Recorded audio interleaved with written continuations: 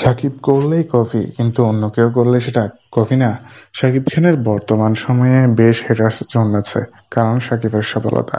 অন্যদিকে শাকিব খান যে লুকে আসুক না কেন, সবাই বলে এটা অন্যদের কফি। তবে এবার প্রিয়তমা সিনেমাটির কুরবানি গানটির ড্রেস কপি করেছে সালমান খান।